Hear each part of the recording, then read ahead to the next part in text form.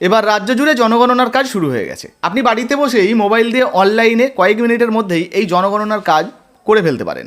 আর যেখানে প্রায় 33 থেকে 34টা প্রশ্ন কিন্তু আপনাদের জন্য অনলাইনেই করা হয়েছে। এখানে সবথেকে বড় প্রশ্ন হচ্ছে যে জনগণনাটা আমি করব, সেক্ষেত্রে আমি আমার পরিবারের প্রধান কাকে দেখাবো?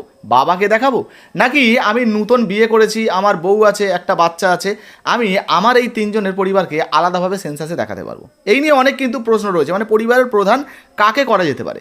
অনেকে বলছেন যে দাদা, একটা বাড়িতে আমরা অনেক কজন বসবাস করি, তো একটা বাড়িতে কটা পরিবার করা যেতে পারে?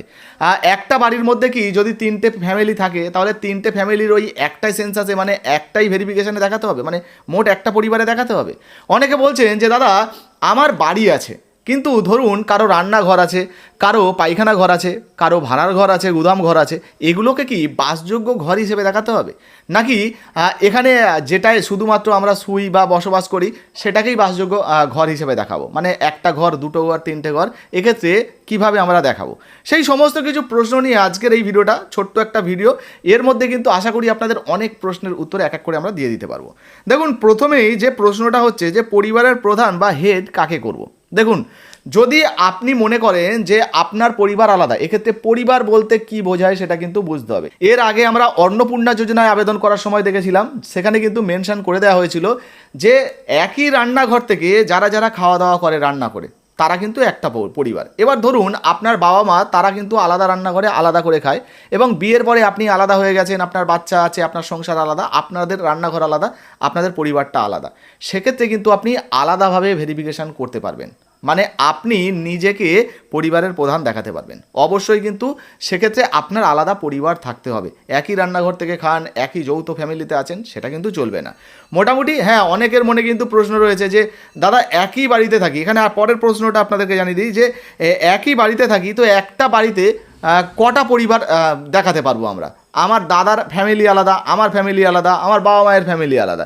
সেক্ষেত্রে আমরা কিভাবে এই পরিবার বিভাজনটা করব? দেখুন, যদি আপনার একটা বাড়ি হয়, যখন আপনি অনলাইনে ম্যাপ সিলেক্ট করছেন এবং আপনার বাড়িটাকে সিলেক্ট করছেন, আমরা অনলাইনে ভিডিওটা দেখিয়েছি, আপনারা দেখে নিলেই কিন্তু, যারা আগের ভিডিওটা দেখেননি তারা দেখে নিন, তাহলে এই বিষয়টা পুরো বুঝতে পেরে যাবেন যে অনলাইনে আপনার যে বাসস্থান, সেই বাসস্থানের যে ঘরটা, সেই ম্যাপে কিন্তু ঘরটা সেট করতে হয়।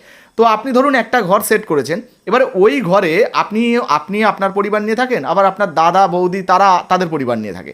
তো চিন্তা নেই, আপনি যখন ধরুন ভেরিফিকেশন করবেন, আপনার মোবাইল নাম্বার দিয়ে কিন্তু আপনাকে করতে হবে।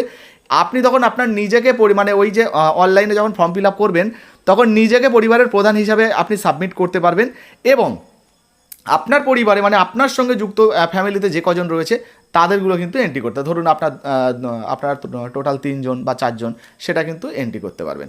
এবারে ওই একই ঘরটা তো আর একটা নয়, নিশ্চয়ই আপনার দাদা বৌদি আপনারা একই ঘরে থাকেন না। ধরুন একটা বাড়ির মধ্যে 2টো ঘর আছে, 3টে ঘর আছে, এবং 3টে ঘরে 3 ভাই থাকেন, 3টে ফ্যামিলি নিয়ে, আপনারা কিন্তু আলাদা আলাদা ভেরিফিকেশান করতে পারবেন। সেক্ষেত্রে কিন্তু আশা করি কোনো সমস্যা হবে না। বুঝতে পেরেছেন? দেখুন, এই মুহূর্তে ধরুন আপনার কাছে আমার মতো এরকম একটা ঘর আছে, এবং একটা ঘরের মালিক আপনি নিজেই, সেক্ষেত্রে কিন্তু আপনি নিজের মতো নিজে ভেরিফিকেশান করতে পারবেন, সেক্ষেত্রেও কোনো সমস্যা নেই। আচ্ছা, এরপরে পরিবার বলতে কি বোঝায়? আগেই বললাম যে একই রান্নাঘর থেকে যারা খাওয়া দাওয়া করেন তাদেরকে।